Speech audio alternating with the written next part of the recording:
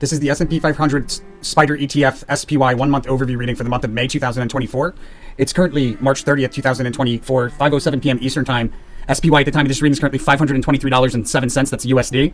And the shuffle video for the SPDR ETF SPY 1-month overview reading for May was created on March 9th, 2024 at 5:32 p.m. That's the video playing in the lower left corner. So the overall theme and behavior for SPY in the month of May, there's an important resistance level on a 1-year chart scale highlighted here. It's most likely a highest high and for the year, and its behavior into and out of that resistance level, there's enough price change that it should allow for one to trade both directions pretty successfully, utilizing that resistance as an entry and an exit. We'll talk about that in more detail when we get into the end of the reading, where we give you an example of what the paid version of any of our other monthlies will look like. The SPY monthlies are always free, but the very end of this is where you get an example. So be sure to watch until the very end, and we'll go over the timing of the best trades, as well as what to look for as far as one-day entry and one-day chart behavior for entry and exit into and out of those trades. We'll talk about what trades to avoid. We'll talk about price level information, all of that at the very end of the video. We're also going to get into the highest highs, timing the highest highs and the lowest lows, and everything in between.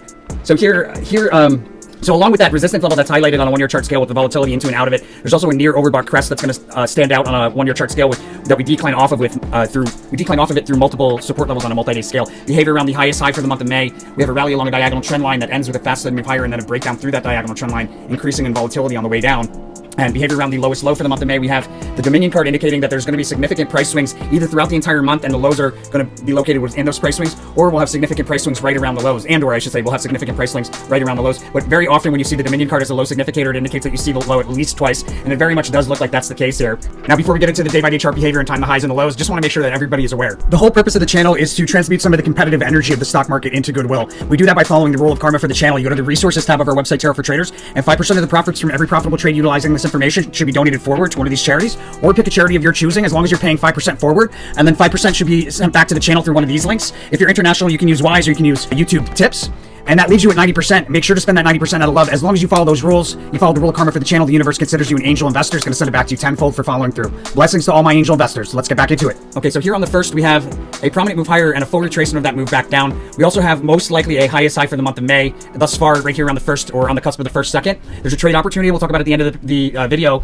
And then there on the second, we have this notable decline off of a highest high into very likely a lowest low thus far, either on the second or on the third. And it's going to, that decline will offer some trade opportunity. Again, we'll talk about it in more detail in the paid version, but there's a significant trade there. On the third, a prominent move higher through key resistance on a multi-day scale. We stay above it briefly, and then we break back down through with a full retracement. It usually looks like a capital A in the English language, where you have like this upside down V, and then the price level is the horizontal line through the capital A. So I think the lowest lows is going to be either once or twice here on the second. I think we might see it on the second, and then again on the third, possibly even slightly lower on the third. But either way, there's 1 to 2 of them there on the second, third, and then we have this big move to the upside on the sixth, reaching for a distant resistance. So not the next key resistance. We'll pass that one and come to at least the following one. We bump along resistance sideways on the 7th, maybe breaking through and bumping along another resistance sideways. But the majority of the behavior when you see the Valor card is bumping along resistance sideways. We have a crest on the 8th that we sell off from down to and through support on a multi-day scale. We do a U-shaped reversal below that price level, come back and reuse it as support. And then we have an important resistance level highlighted here on the 9th, and an overbought crest that we sell off from pretty notably. Very likely there's another high or a higher high here between the 9th and the 14th, maybe more than once. But we sell off pretty notably on the 9th from an overbought crest into a prominent trough. I don't think it'll quite be a lowest low, but it'll come closer on the cusp of the 9th, 10th. We have a period of volatility on the 10th that ends with a fast sudden move higher, and that fast sudden move higher likely takes us back to a high or close. Matter of fact, I don't think it takes us back to a high, but there's a prominent peak that's higher than, at the end of the day on the 10th, that's higher than the trough from the cusp of the 9th, 10th. On the 13th, we have sideways rotational and key support. We rise to meet the nearest resistance, fall back down, and continue rotating sideways along that key support. That's key support on a 1-month chart scale. And there's also key resistance highlighted there on the 13th that we should decline from and then maybe rally back into the following day there on the 14th, where we have a prominent peak early in the day. Looks like the sideways rotation on the 13th. We rise to meet nearest resistance, fall back down, continue rotating sideways, and then there's this fast sudden move higher in the beginning of the day on the 14th, marking the end of that sideways rotation. And that fast sudden move higher can take us back to the highest high again. It's possible, but that's very likely the last location that we would have a highest high. And I think really the strongest location for the highest high is right here on the first second. Highest high period for the month. On the 15th, we have multiple failed attempts to break through key resistance. Oh, there's also a day trade on the 13th. I'll talk about at the end of the video. Multiple failed attempts to break through key resistance on the 15th. On the 16th, we decline pretty notably to revisit a support level that we recently met once before. So it could easily be the support from the 13th. If not the 13th, then very, very likely it would be here on the cusp of the 9th, 10th that we're revisiting. And then we have a lot of price change on the 17th in a period of volatility. Again, important resistance highlighted there. And that's the last location where we might come back to a high. It looks like until maybe the very end of the month. It's possible, but that's the last really strong location of a highest high. There's a day trade opportunity on the 17th as well, and enough price change to and from that resistance level. Before we go any further, let's take a look and see how we did for March. So between this dash line and this dash line is March. Okay, so we have a highest high thus far here on the 1st. We decline into a trough on the 5th. I have a low for the 6th, ends up being on the 5th, and then back to a highest high on the 11th. Looks like I was, again, a day early on that. And then another high on the 14th, 15th. Looks like the 14th. Another high on the 20th, 21st. And then it looks like a final one here. Oh, there's one on the 26th, there's one on the 28th, and we see I was off on the 26th, it came a little bit later, and then there was one there on the 28th, and that was like the highest high of them all. So the highs were pretty solid. I was off a day on a couple of them, but picking out the highest of them, matter of fact, I thought that the highest one was going to be over here, so it was a little bit off, but even so, I still got the timing of all of the highs. As far as the lows, or the lowest low, I saw the 20th, 21st as the lowest low. Yeah, it looks like I was a little late on that. Well, actually, no, I had the 19th, 20th, excuse me, 19th, 20th, or the 21st. 19th, 20th, though came close, it wasn't actually a lowest low, and then there was another lowest low location possibility, like I said, on the 5th, 6th, and then one on the 15th. We had one here on the 5th, and we had one here on the 15th. So we nailed those pretty well. And anybody that understands that you want to follow the sequence of events with SO meta-analysis over the timing is usually right on the ball, but when it's not, the sequence of events will always remain accurate. And as long as you give it plus or minus a day here or there wiggle room when that does happen, following the sequence of events will allow you to stay on track. People would have made quite a good deal of money. So on the 1st, they would open up a short position, or first maybe open up a partial short, and then added to that short on the 4th, right? That would have been a good place. Close out of that short on the 5th, it looks like, which would have been a solid trade. They also could have closed out on it, I think, on the 8th, and it looks like technically still would have made money there. Wouldn't have been as good to hold it there, but you still would have made money. And then there's that unicursal drop there. We have one around the 11th, right? We go from the 8th into the 11th, so over the weekend, that unicursal drop, nailed that pretty well. And then there was another one, a unicursal on the 12th, and it looks like the next couple of days after that was a pretty sharp drop, and then a big one on the 14th. Into the 15th. That was really solid. There's a lot of unicursal kind of drops going on there. So you could have opened up a partial short at the end of the day on the 8th. Or better yet, I would have said on the 11th, 12th one, we're at highest size, so you wouldn't have bought there because obviously we're not at highest size. But the following day, we're at near highest size. That would have been a good opportunity to open up a short before this pretty notable decline, and opportunity to close out of a short position there around the 14th, 15th into the 15th. If you waited one more day, you would have come close to the lowest lows. That would have been a pretty solid place to exit. On the 20th, you would have opened up a long position and closed that long position on the 21st. Opened up a short position on the 21st based on this angel. And you could have closed a short position same day on the 21st or on the 22nd. That probably would have been a tricky trade. Some people probably would have got scared out of that one, but hey, it's going to happen. We're not right all the time. We're right most of the time. And then hopefully people got into a short, we're following along and got into a short position here at the end of the month, because this is pretty much what you could, there's two different kind of tracks that we could follow based on Mercury retrograde. I think it's probably going to be this one right here. Might even be sharper, but we'll have to see. Overall, pretty solid day, solid month. Definitely would have made money following the majority of those trades. As long as you didn't trade everything on that one trade, you would have been fine. And anybody that watched this all the way back in February would have been prepared to make these trades well ahead of time. And so normally all of that trade information is found at the end of the public video, only in the private paid for version, anything having to do with trade timing and all that stuff. And if you're interested in the paid version of getting one of your, if you have a ticker symbol or a crypto that hasn't been covered by the channel and you're interested in getting it covered really fast, it's a great way to support the channel. You can order a custom monthly, which at the moment is on sale for 50% off.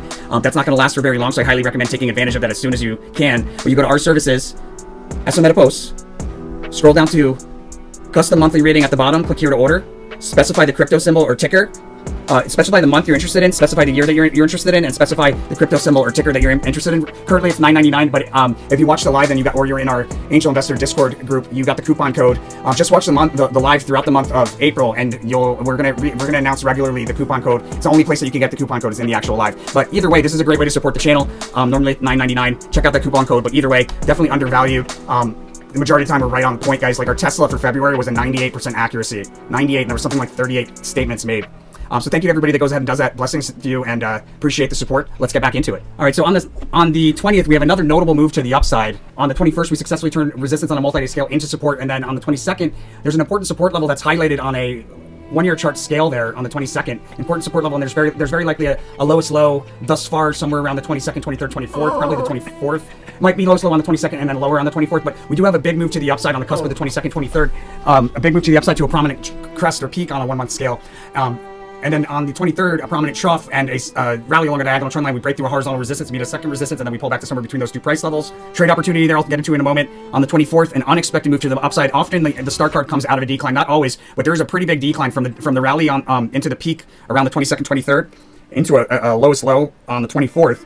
And then we have a resistance level highlighted on the 23rd, 24th. That's that key resistance level highlighted there that we should rally into pretty notably and decline out of pretty notably and revisit it more than once. So it gives you opportunity to play both directions, using that as an entry and an exit, which we'll talk about in more detail in just a moment here.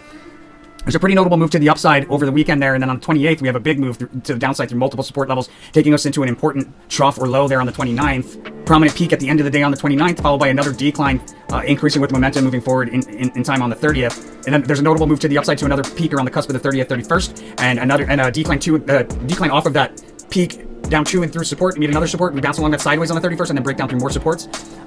Likely a significant trade opportunity on the first day of the following month as well, but we'll have to see that when we get into the June reading. The sneak preview for June, however, is a brief peak that's easily missed, followed by a decline through multiple support levels, and that's most likely on a one-year chart scale. But we'll know better when we get into the June reading. So as far as the lowest low of them all, it very well might be right there around the 29th, 30th. It's possible. It's a little risky to count on that. So what I would want to do, guys, is now we're getting into stuff that you would only get in the paid version normally, where we start to look at it from different time frames, right? So in the May cluster, this is probably the event of the year, or one of the main events of the year for the S&P, the low that we see here at the end of the month of May. It's a super big opportunity to open up a long position. That's the main highlight and theme of the year for 2024. When we look at it from a multi-year standpoint, a lot of price change back and forth here in 2024, and you can see that Princess of Swords is very, very notably highlighted here. It's a cross-reading congruency. So what I would probably do is I would be looking for this decline in May. I'd probably be loading up, not a complete position because there might be more opportunity here in June, but I would be loading up with the intent to close out at the highs, the price level of the highs of early May. Yeah, because we have more opportunity. So I'd be looking to open up long positions with the intent to close out when we revisit the high from April, May. We revisit those price levels towards the end of June, it looks like, based on the 1 year. So I'd be looking to enter into longs, anything below the price levels of the April, May highs, and then I'd be looking to exit out of those towards the end of the month of June. I would open up a partial here around the second, third, if we're at a lowest low thus far, because that Ace of Cups is super strong cross-reading congruency, but it's also at the beginning of the month rather than the end. So I would want to save some of that position, space for that position, and I would add to it if we see a lower low here on the 23rd, 24th, or a lower low here on the 29th, 30th. From the standpoint of a multi-day swing trade, I'd open up a short at a highest side thus far here on the first, add to it if I have more opportunity on the second, close out of it probably at the end of the day on the second in the midst of a big decline, or wait until the following day for a lower low. If we haven't hit a lowest low thus far on the second, I would say wait till the third to exit out of that. And what you're looking for entry, on a one-day chart, you're looking for a fast sudden move higher on the first, like a fast sudden move higher on the first, on a one-day chart. And then you're looking for 3 pokes through the same price level, or 3 pokes through the same trend line on the second early in the day at a peak, and that third poke's followed by a sharp drop. You can do a day trade here on the 9th if we're at a highest high thus far, or a key resistance that I probably, on a multi-day scale or on a 1 month chart scale minimum, I would probably open up a short there, and you could close that short probably at the end of the day on the 9th or early in the morning on the 10th, but I would be looking for key resistance level on a 1 month and a one day and a 1 month chart, where we're oversold probably on a 1 month chart scale there, and I would look for that as entry. You might have more opportunity to add to it, but I think before that even happens, you have opportunity to close out of the short, and that's what I would do there. I would, if we have another high on the 10th, which I'm not so sure we do, but if we do have another high on the 10th, I would say here at the end of the day on the 9th, 10th, you could open up a long. You're looking for like a pop and drop on a 1 day chart. So you'd see that, like when you have the pop, obviously you would have missed the low, but then we have a drop back to the low, so you'd have opportunity and you'd know what price level to get into roughly. I would get into a short position there, or excuse me, a long position there, and I would close that long position on the cusp of the 13th, 14th, when we're back at highest highs. Might have more opportunity to put on a long position at the end of the day on the 15th, but I would close out of it on the cusp of the 13th, 14th at highest highs. Probably the same resistance as we saw earlier, like on the 9th, 10th. It's that Ace of Swords kind of energy, the Princess of Swords kind of energy. So probably early in the day on the 23rd, you could open up a short at a peak very close to a highest high possibly, or it's just gonna be a prominent peak, not necessarily close to a highest high, but a prominent peak there on the cusp of the 22nd, 23rd. And we should decline pretty sharply off of that resistance into like the end of the day on the 23rd or somewhere on the 24th. I would close out of that short, open up a long, and then when we revisit the resistance that you opened the short around the 22nd, 23rd, that resistance price level, when we revisit it on the 24th, I would close out of the long position that I opened when I closed the short. Could probably open up a short here too, but it's a little risky because it's hard to say exactly what this is here in the first trading day of the following month. But those are the best trades for SPY in the month of May 2024. Let me know what you think by hitting that like button. Don't forget to subscribe, really helps out the channel. But most importantly, my friends, make sure to follow that rule of karma. If you don't know what the rule of karma is, check out the video on our channel homepage. It's so important. It's the whole purpose of the channel. We talked about it earlier in this video. People who regularly follow through on the rule of karma get an invite, a private invite to a Discord server only for repeated angel investors. It's like an inner circle of people here at Tarot for Traders. There's all sorts of stuff that we discuss on there. Be a part of that, guys. Be one of the few fortunate people with integrity, the blessed few that follow through on what they should do, and join that crew. And I'll see you guys there. Blessings. I'll see you on the next one.